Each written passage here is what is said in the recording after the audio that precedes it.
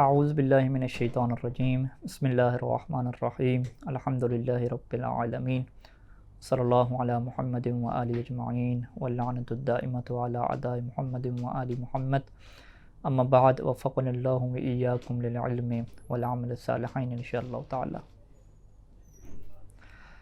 سوال نمبر 9 میں گفتگو ہے کہ ہمارے نبی صلی اللہ علیہ وآلہ وسلم کی سیرت اور خصوصیات کیا تھیں، ہمارے نبی کا کردار کیسا تھا، ان کی صفات کیسی تھیں۔ جواب: ہمارے نبی صلی اللہ علیہ وآلہ وسلم بہت سارے کمالات اور خصوصیات کے مالک تھے، اس لیے تو اللہ تعالیٰ کی تمام مخلوقات چاہے اولین ہوں یا آخرین ہوں، آپ صلی اللہ علیہ وسلم ان سب سے افضل ہیں۔ اور یہاں پر ہم چند ایک کمالات اور چند ایک جو آپ کی سیرت کے واقعات ہیں، خصوصیات ہیں، ان کو کیا ذکر کرنے جا رہے ہیں۔ پہلی خاصیت یہ ہے کہ بچپن سے آپ توحید کے مالک تھے اور موحد تھے،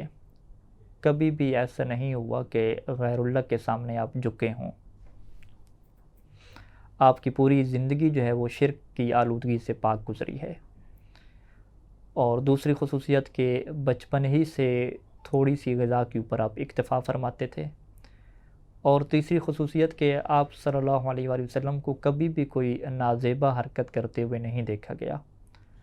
چوتھی خصوصیت کہ اعلان نبوت سے پہلے ہی آپ اپنی صداقت اور امانت کا لوہا منوا چکے تھے۔ اور پانچویں خصوصیت کہ انتہا کی سادہ زندگی بسر کرتے تھے، زمین پر بیٹھ کر کھانا کھا لیتے تھے، اپنے ہاتھ سے بکریوں کا دودھ دوتے تھے، اپنی نالین مبارک اور لباس کو خود جو ہے وہ سلائی کیا کرتے تھے۔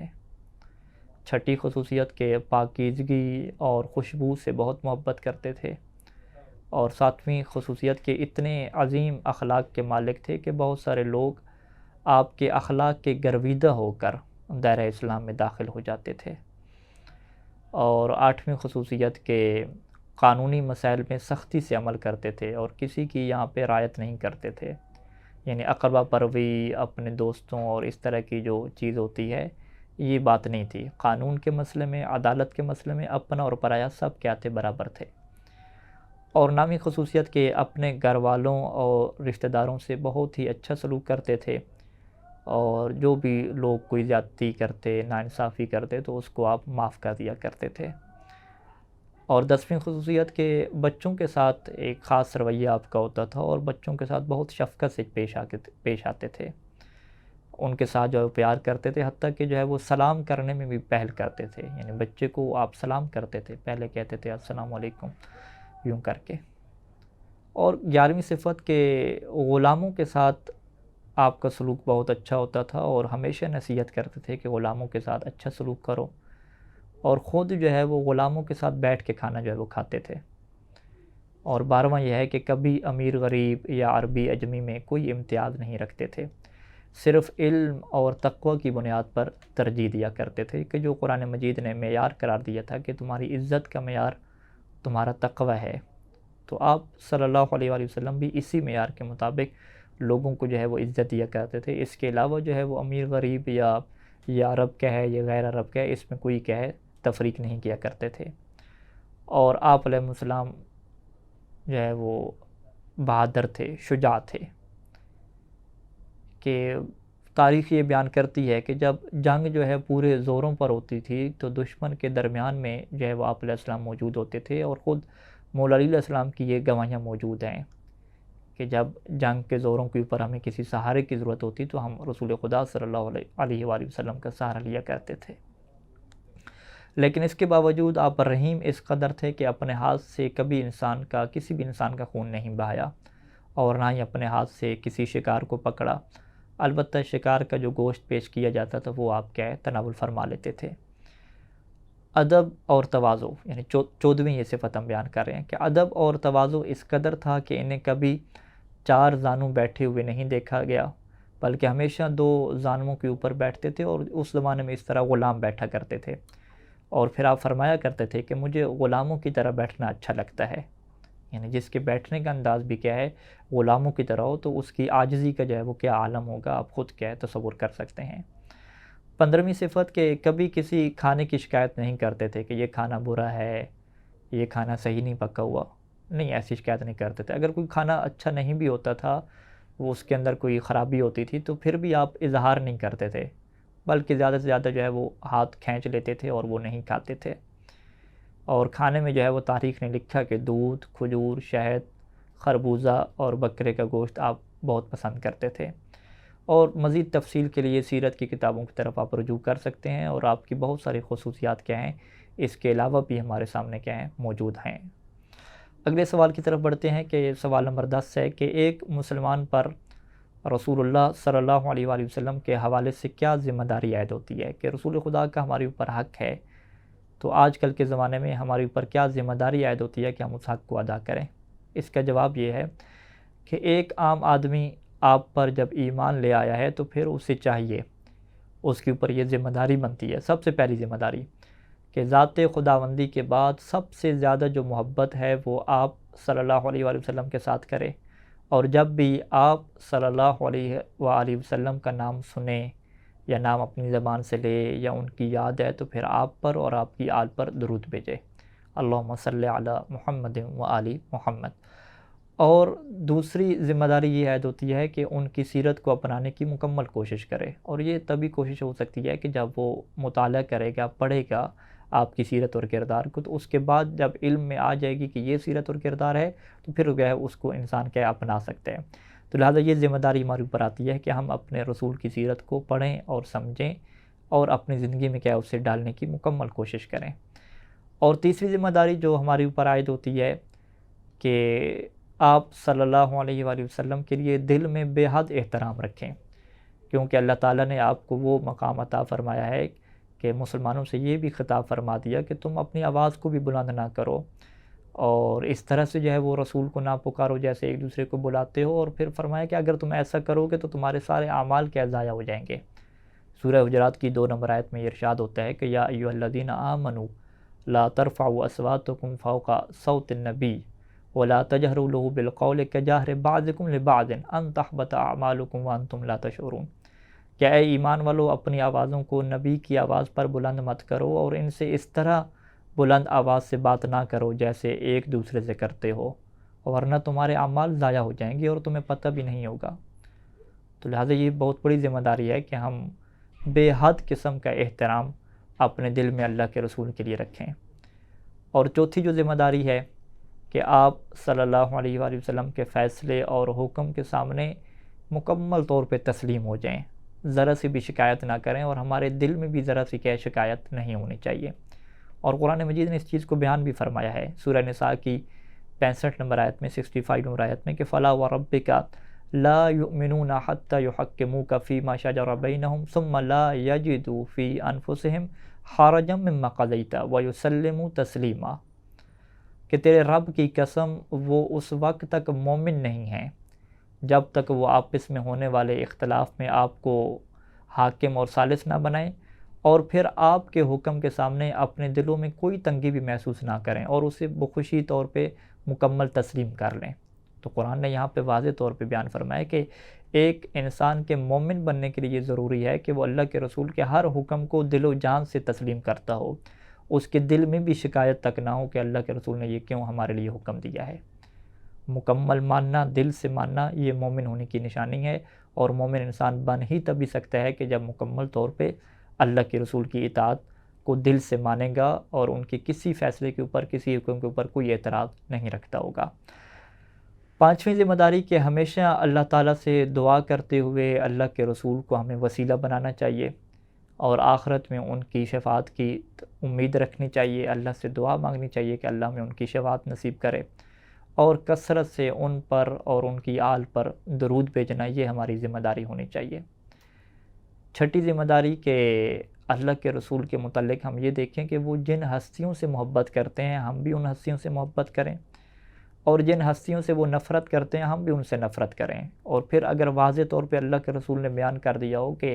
میرے اہل بیت سے تم نے محبت رکھنی ہے، اور قرآن مجید نے بھی آیت میں بیان کر دیا گیا ہو کہ یہ اجر رسالت ہے، تو پھر تو ہماری ذمہ داری اور بڑھ جاتی ہے. اور یہ اصل ذمہ داری رسول کے حق کی ذمہ داری ہے، کیونکہ ہم رسول کا احترام کرتے ہیں تو ہمیں پھر ان ہستیوں کا بھی احترام کرنا ہوگا، ان ہستیوں کی بات کو بھی ماننا ہوگا کہ جن کی بات کو ماننے کا جن کا احترام کرنے کا، جن سے محبت کرنے کا اللہ کے رسول نے حکم دیا، اور پھر ان ہستیوں سے ہمیں نفرت کرنی ہوگی، ان سے برات اختیار کرنی ہوگی کہ جن سے برات جو ہے وہ اللہ کے رسول نے کی، اور اللہ کے رسول نے جن سے برات کا معیار جو ہے وہ اہل بیت علیہ السلام کو قرار دیا کہ اہل بیت علیہ السلام جن سے نفرت کرتے ہیں، جن سے برات کرتے ہیں، اے اللہ تو بھی ان سے نفرت کر اور ان سے کہہ تو برات کر۔ تو لہٰذا یہ مرحلہ کیا ہے، بڑا اہم ہے ہر مسلمان کی زندگی میں کہ وہ فقط رسول خدا کی ذات تک نہ رہے، بلکہ یہ دیکھے کہ اللہ کے رسول کی ذات جن جن ہستیوں سے محبت کرتی ہے، انسان وہاں تک بھی جائے اور اللہ کے رسول کی خاطر ان ہستیوں سے بھی کیا کرے، محبت کرے اور مودت کرے۔ اور ساتویں ذمہ داری کہ ہمیں اپنی زندگی میں ایسے اعمال سے اور ایسے کاموں سے بچنا پڑے گا کہ جس سے آپ صلی اللہ علیہ وآلہ وسلم منع فرماتے تھے۔ اور دیکھیں اگر ہم یہاں پہ اللہ کے رسول کی اطاعت نہیں کرتے تو اس کا ڈائریکٹ جو اثر ہوتا ہے وہ اللہ کے رسول کی ذات پہ ہوتا ہے، اور ان کو اس وجہ سے تکلیف پہنچتی ہے۔ یعنی کوئی بھی انسان جو سنت رسول کو پامال کرتا ہے، اللہ کے رسول کے حکم کی پیروی نہیں کرتا اور کرپشن کرتا ہے، گناہوں کی طرف بڑھتا ہے اور سنت رسول کی مخالفت کرتا ہے، تو اس سے جو ہے وہ رسول خدا کو اذیت پہنچتی ہے، انہیں تکلیف پہنچتی ہے۔ اور اسی بات کو چھٹے امام نے بیان فرمایا تھا کہ چھٹے امام تشریف فرما تھے اور اپنے لوگوں سے کہنے لگے، اپنے اصحاب سے کہنے لگے جو ان کے سامنے بیٹھے ہوئے تھے کہ ما لکم تسؤون رسول اللہ، کہ تمہیں کیا ہو گیا ہے کہ تم اللہ کے رسول کو تکلیف پہنچاتے ہو، اللہ کے رسول سے تم برا سلوک کر رہے ہو۔ فقیل کیف نسؤہ، تو لوگوں نے سوال کیا کہ ہم اللہ کے رسول کو کیسے تکلیف پہنچا رہے ہیں، اللہ کے رسول کا زمانہ گزر چکا۔ تو وہاں پہ صادق آل محمد علیہ السلام نے بیان فرمایا کہ اما تعلمون ان اعمالکم تعرض علیہ، کیا تم اس بات کا پتہ نہیں ہے کہ تم سب کے جو کام ہیں، جو بھی تم عمل کرتے وہ سارا رسول خدا کے اوپر پیش کیا جاتا ہے۔ فَإِذَا رَأَىٰ مَعْصِيَةً فِيهَا سَاءَهُ ذَلِكَ، اور جب وہ دیکھتے ہیں کہ اس میں تم نے گناہ کیا ہے، معصیت کے تم نے کام کیے ہیں، حرام کام تم نے کیے ہیں، تو اس سے اللہ کے رسول کو تکلیف پہنچتی ہے، انہیں برا لگتا ہے۔ فَلَا تَسُوءُ رَسُولَ اللَّهِ صلی اللہ علیہ وآلہ وسلم وَسُرُّوهُ، لہذا تم اللہ کے رسول کو تکلیف نہ پہنچاؤ بلکہ اللہ کے رسول کو خوشی دو، انہیں تم خوش کر دو۔ اور یہ روایات فقط رسول خدا صلی اللہ علیہ وآلہ وسلم کے متعلق نہیں ہیں، بلکہ الکافی میں پہلی جلد کے اندر 86 نمبر باب یہ باندھا گیا ہے کہ اعمال جو پیش کیے جاتے ہیں نبی کے اوپر بھی پیش کیے جاتے ہیں اور ائمہ اہل بیت علیہ السلام کے اوپر بھی سب کے اعمال کیا پیش کر دیے جاتے ہیں۔ لہذا ہماری یہ ذمہ داری بنتی ہے اللہ کے رسول اور اہل بیت علیہ السلام کی نسبت سے کہ اگر ہم کوئی بھی گناہ کا کام کر رہے ہیں تو اس سے تکلیف اللہ کے رسول کو پہنچتی ہے اور اہل بیت علیہ السلام کو کیا ہے، اس سے تکلیف پہنچتی ہے اور ان کو برا لگتا ہے۔ تو ہم سب کی ذمہ داری ہے کہ ہم اللہ کے رسول کو، اہل بیت علیہ السلام کو خوش کریں اور کوئی ایسا کام نہ کریں کہ ہماری کام کی وجہ سے ان کو برا لگے اور ان کو تکلیف پہنچے۔ یہاں تک جو ہے وہ نبوت کی بحث مکمل ہوتی ہے، اور اب ہم چھٹے باب میں امامت کی بحث کا جو ہے وہ آغاز کرنے جا رہے ہیں۔ سوال نمبر 1، امامت سے کیا مراد ہے،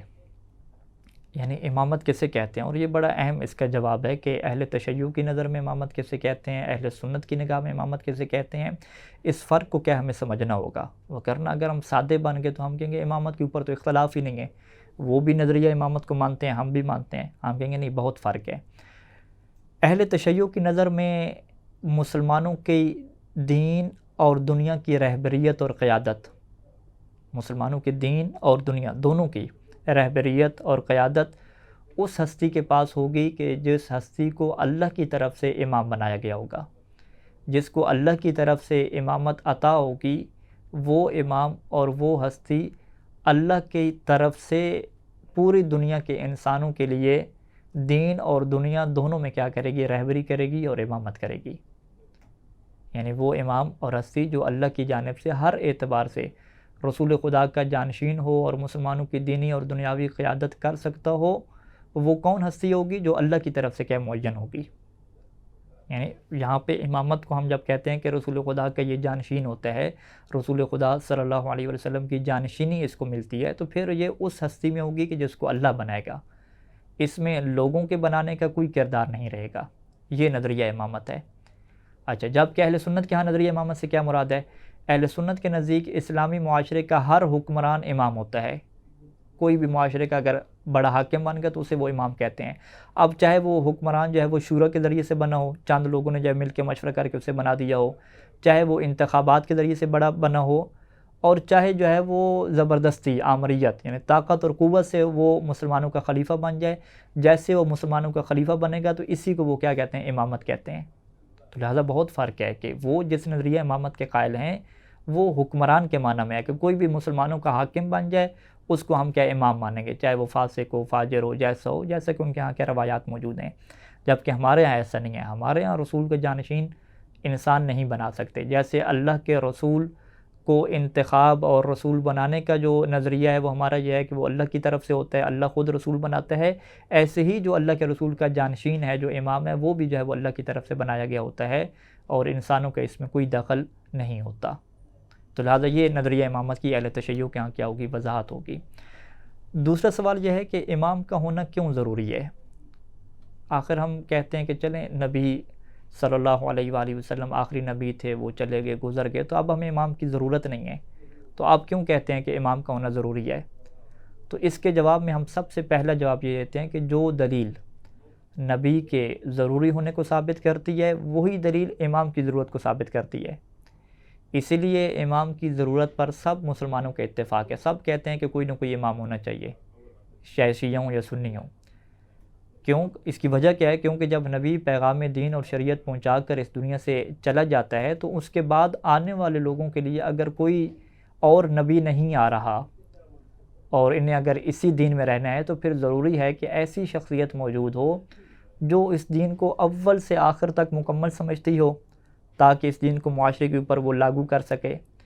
اور اس کے دین کے احکام کو صحیح طریقے سے صحیح معنوں میں لوگوں تک پہنچا سکے اور اس تک کیا بیان کر سکے۔ تو ایسی شخصیت کا ہونا ضروری ہے۔ اللہ کے رسول جو ہے وہ شریعت دے کر چلے گئے تو اس کے بعد کوئی ایسی شخصیت ہونی چاہیے کہ جو اس دین کی حفاظت کرے، اس کو لوگوں کے لیے مکمل طور پہ بیان کرے، معاشرے میں لاگو کرنے کے لیے مختلف حالات جو پیش آتے رہتے ہیں ان حالات میں اس کو کیسے اپلائی کرنا ہے لوگوں کے اوپر، اس کی کیا ہے وہ حیثیت، وہ جو ذات ہے وہ کیا ہے صلاحیت رکھتی ہو۔ وگرنہ تو کسی تحریک کا شروع کر دینا آسان ہے اور اس کو مکمل آگے لے کر چلنا اور اس کو اپلائی کرنا معاشرے کے اوپر یہ مشکل کام ہوتا ہے۔